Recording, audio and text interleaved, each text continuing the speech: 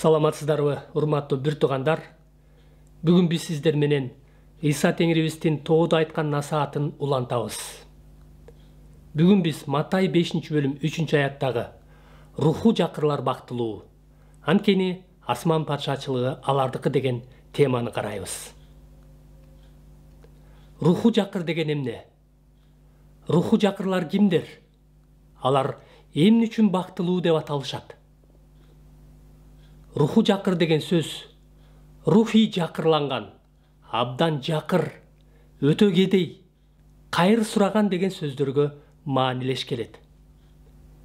Руху жакыр болуу деген эмне экендигин түшүнүш үчүн ыйык жазуудагы бир нече мисалдарды карап чыгалы. Забур 33-бөлүм 19-аятта Теңир чын дилинен өкүнгөндөргө жакын, моюн сунгандарды куткарат деп жазылган. Демек, руху жакыр болуу деген бул чын дилинен өкүнүү, чын жүрөктөн моюн сунуу дегенди билдирет. Теңир ушундайларды куткарат дейт. Забур 50-бөлүм 19-аятта чын жүрөктөн өкүнүү Кудай алдында курмандык. Сен өкүнүп моюн сунган жүрөктү жек көрбейсиң деп жазылган. Демек, руху жакыр болуу деген чын жүрөктөн өкүнүү, чын жүрөктөн өкүнүп моюн сунуу дегенди билдирет. Мындай адамды Кудай жек көрбөйт. Мындай адамдарды Кудай кабыл алат. Кийинки карай турган аят Ышая 57-бөлүм 15-аят. Анткени улуу, даңкталган, түбөлүк жашоочу, ысымы ыйык мындай деп жатат. Мен бийик асмандын үстүндө жана ыйык жайда жашайм.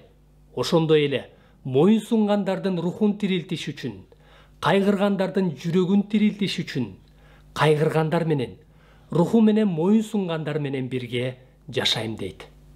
Демек, бул аятка ылайык руху жакыр болуу деген чын жүрөктөн кайгыруу, руху менен моюн сунуу дегенди билдирет.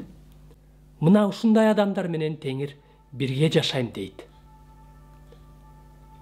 Ышая 66-бөлүм 1-2 аяттарда Теңир мындай дейт. Асман менин тагым, жер болсо буттарымды кое турган жер. Анан силер мага кайсы жерге үй курасыңар? Менин эс ала турган жайым кайсы жерде болот?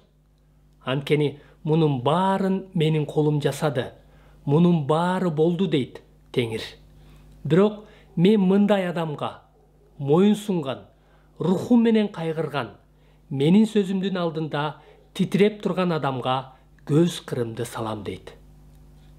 Ал эми бул аятка ылайык руху жакыр болуу деген чын дилинен моюн сунуу, руху менен кайгыруу, Кудайдын сөзүнүн алдында титиреп туруу дегенди билдирет. Эми Жаңы келишим китебинен бир мисалды карайлы. Лука жазган жакшы кабар 18-бөлүм 9-аяттан 14-аятка чейин мындай деп жазылган.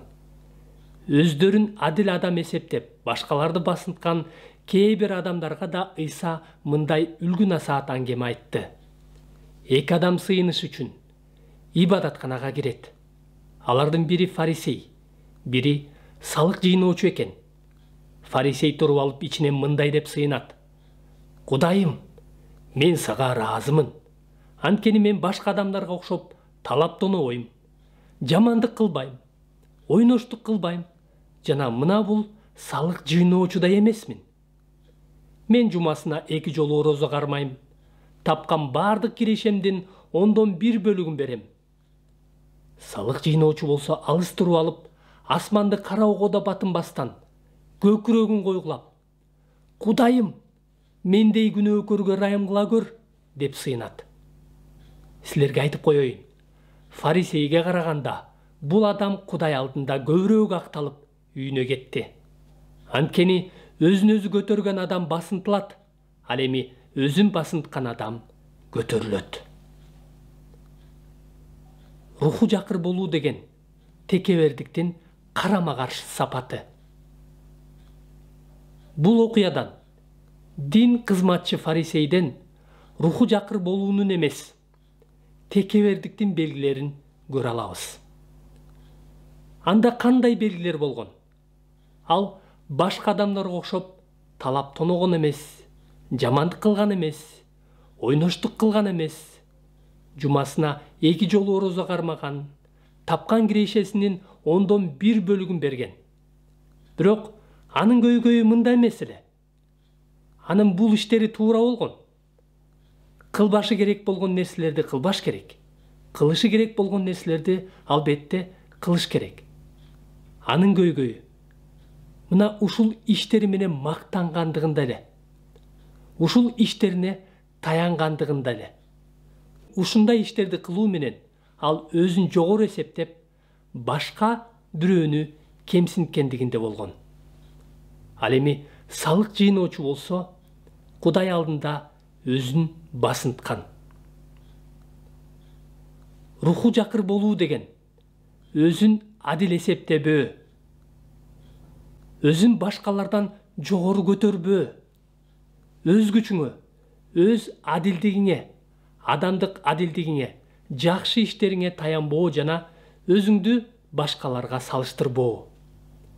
Өзүңдү башкалардан жогору койбоо, тескерисинче, руху жакыр болуу деген ар дайым Кудайдан ырайым суроо, өзүн Кудай алдында басынтуу жана Кудайдын ырайымына таянып, анын ырайымына үмүттөнүү. Руху жакыр деген бул өзүнүн аракети жана жакшы иштери менен Кудайга эч кандай жага албарын толугу менен түшүнүү. Мына ошондуктан руху жакыр адам өз жашоосунун ар бир көз ирмеминде толугу менен Ыйсадан көз каранды экенин түшүнүп, андан ырайым жана жардам сурап, анын бут алдына келет. Руху жакыр болуу деген текебердиктин карама каршы сапаты. Сиздин материалдык баалуулуктарга болгон мамилеңиз кандай? Адамдарга болгон мамилеңизчи? Байларга кандай мамиле кыласыз? Жакырларга кандай мамиле кыласыз? Руханий деңгээли, сиздин деңгээлиңизге жете элек адамдарга болгон мамилеңиз кандай? Кудай алдында сиз өзүн жогору көтөрүп, башкаларды басынткан фарисейге окшошсузбу? Же өзүн басынтып, мендей күнөөкөргө ырайым кыла көр деген салык жыйноочуга окшошсузбу? Эмки насаат сөздө ыйлагандар бактылуу, анткени алар сооронушат аттуу насаат сөздү карайбыз. Көрүшкөнчө Кудайдын тынчтыгында болуңуздар.